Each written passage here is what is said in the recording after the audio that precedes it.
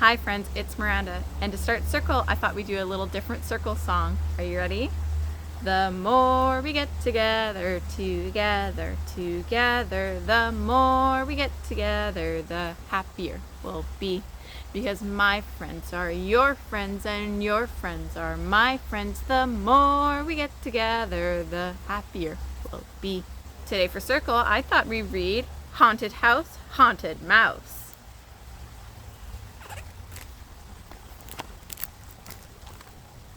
One October night, the doorbell rang. Mouse peeked out of his hidey hole. The night was dark. The dark was spooky. On the front porch stood a fearsome trio, a skeleton, a goblin, and a ghost.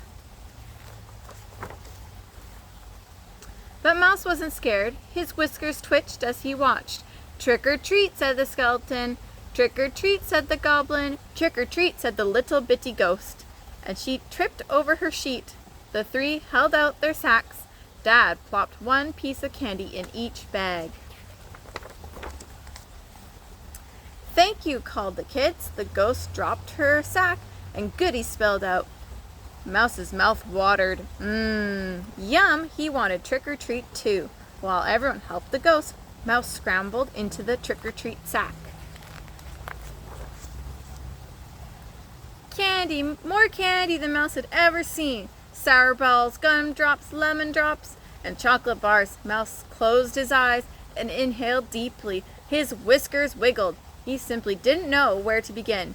He nibbled on this and nosed on that until his cheeks were as plump as a chipmunk's. Just then the bag swung high in the air. Where were they going? Mouse gnawed a peekaboo hole in the paper sack. Dark clouds fitted over the moon. Jack-o'-lanterns sent beams of golden candle shining, flickering across front lawns.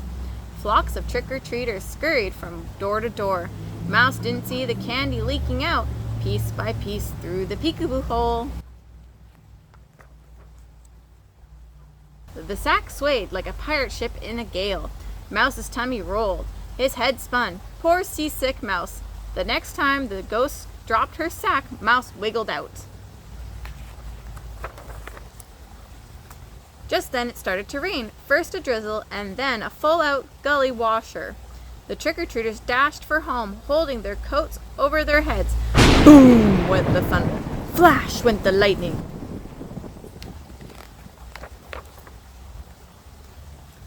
Away went Mouse. He darted here and there, dodging raindrops, splashing through puddles. Where could he find shelter? He was lost, he was wet, and he was cold.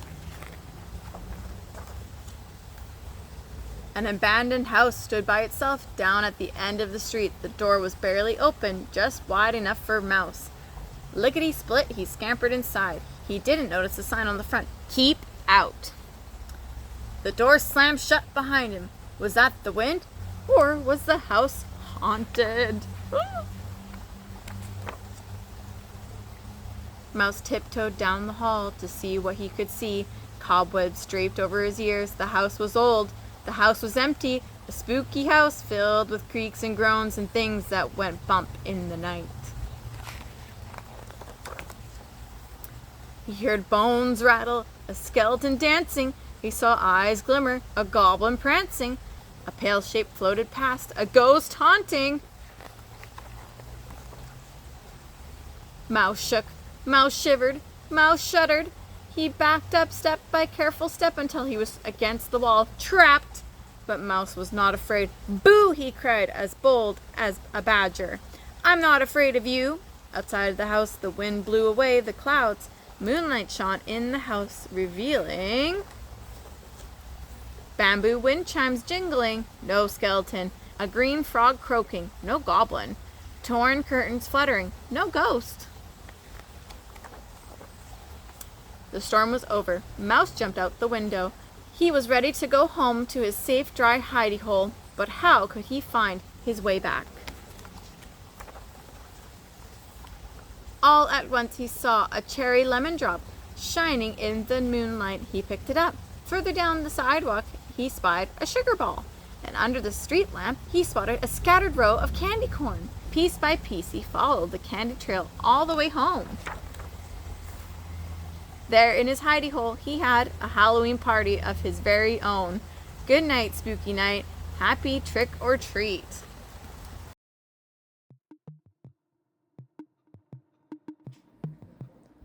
C is for creek.